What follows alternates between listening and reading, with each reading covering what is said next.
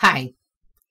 It's been a while since I made a video, and I felt like I needed to answer a question that keeps coming up. And that question is, why can't you be gay in Scientology? And to answer that question, we're going to do a tiny bit of Scientology 101. The first thing that we're going to cover that answers this question is the tone scale. Okay, and there's a scale in Scientology which L. Ron Hubbard developed, which gives you every emotion or tone that you can be feeling at any given time.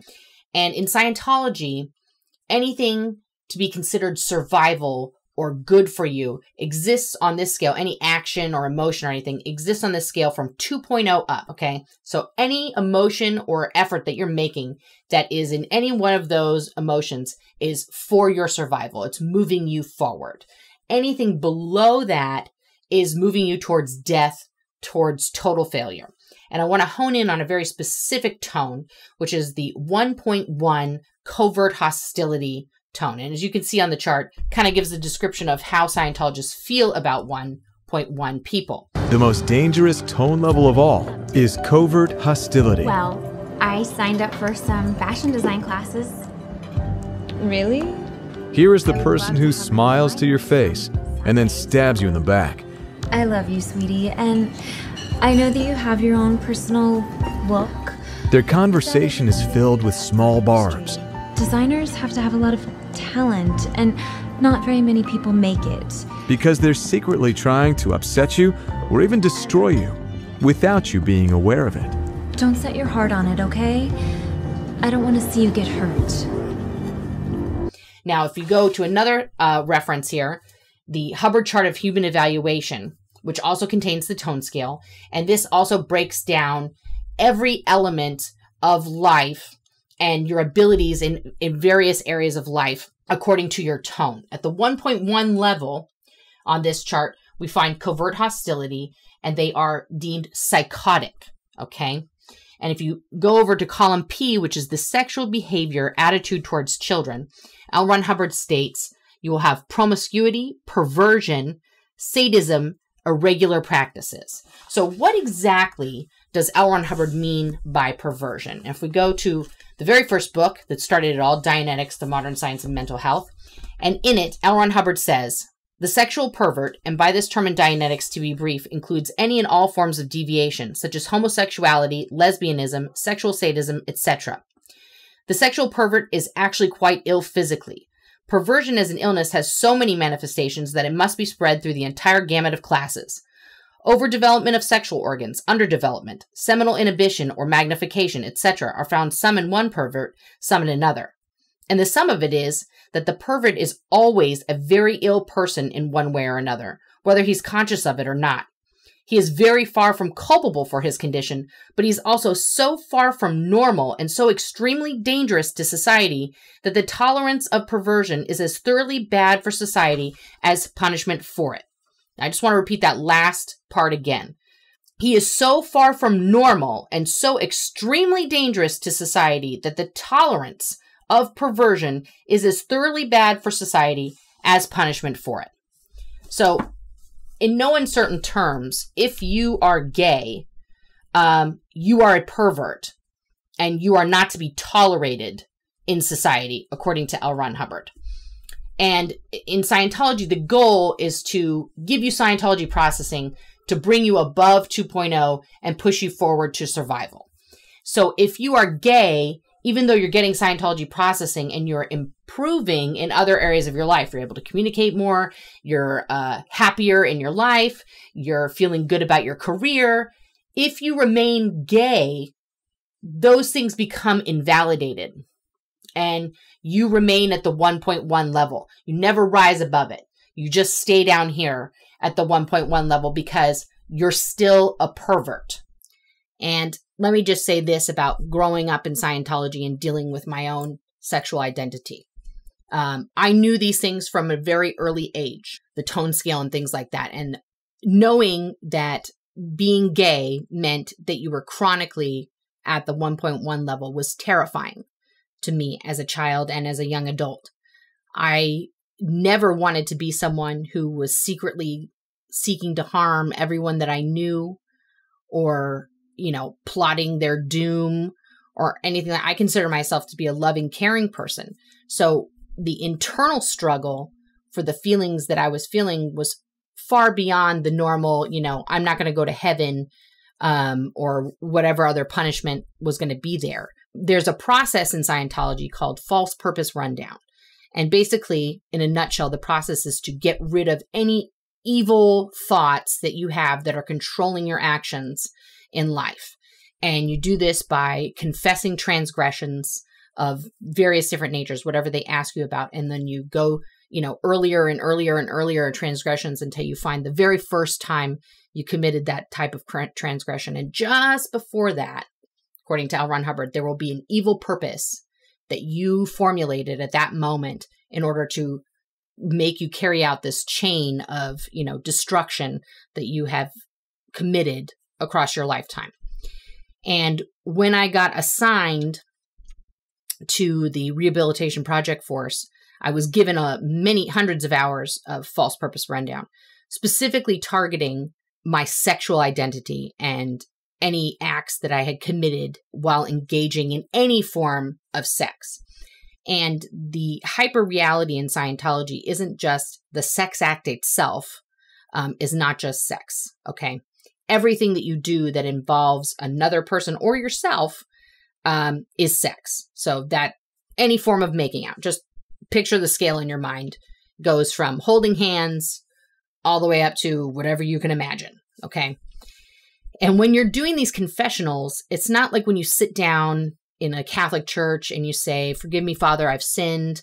I had thoughts about having sex with someone other than my partner."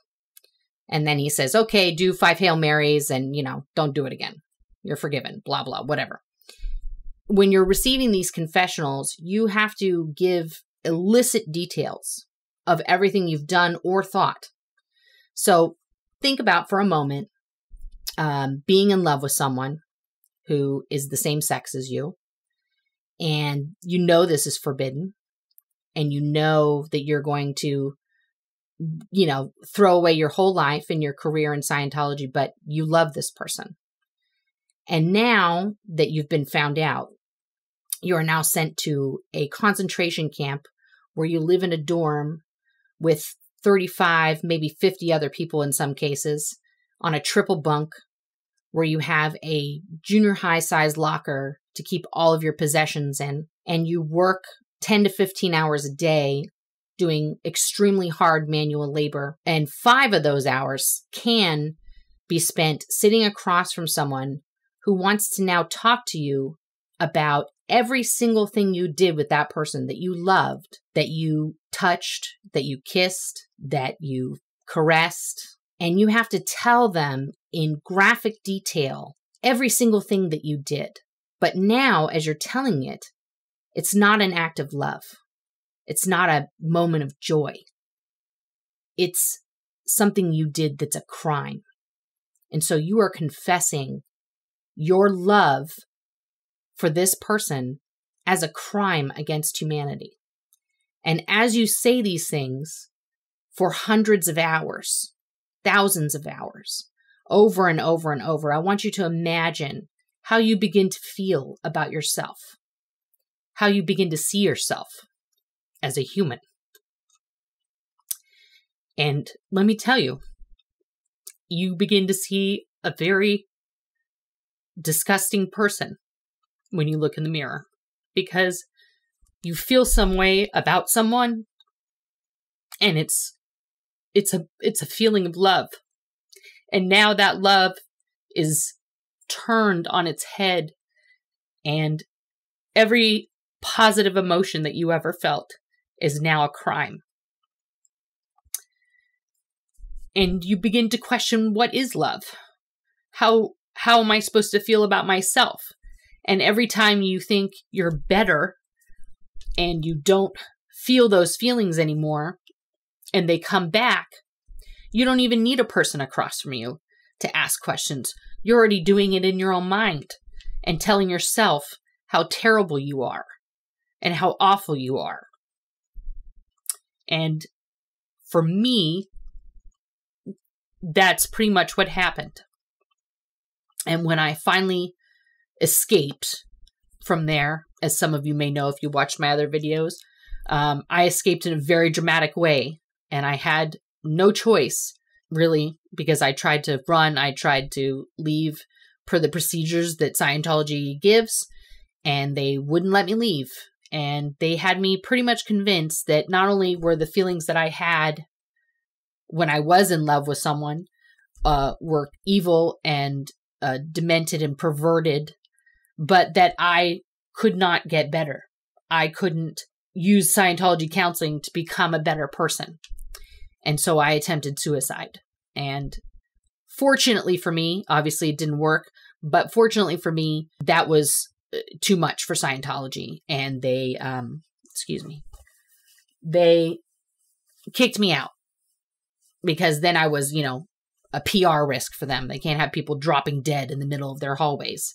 So when I left, you'd think, oh, it's, now I can be free.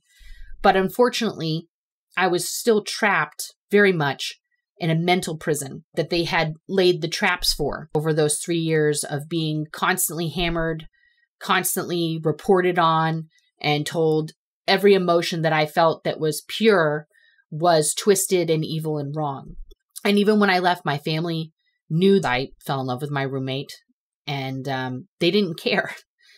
I have a great family, and they said, be you, but I couldn't be me. Even though physically I wasn't trapped by them anymore, I was still very much mentally trapped by them.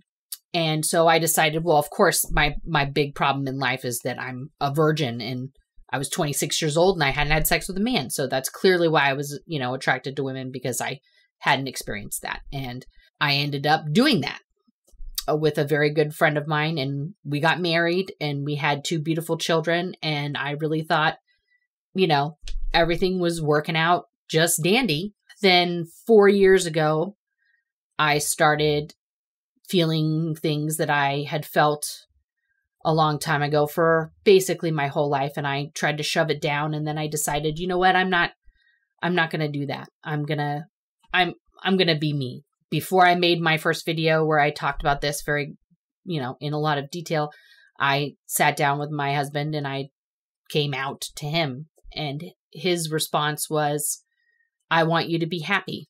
And that, I can't even tell you how good that made me feel. But even despite that, it took me at least 2 more years to even be comfortable with myself and having the emotions that I was having. And this is why it's so important to me that the homophobia, if that's even a strong enough word, in Scientology doesn't get ignored, because it's not just a shaming or you can't do Scientology if you're gay kind of thing. They destroy people's lives. They destroy people's sanity, and they ruin everything. There are people who were in the same position as me, basically, very much closeted, very much suppressing everything that they felt inside, who didn't make it out because they did take their own lives. I am grateful to be here, and I can talk about this, but in no uncertain terms, and there should be no doubt in anyone's mind what L. Ron Hubbard and Scientology thinks of the LGBTQAI community. You are not welcome there.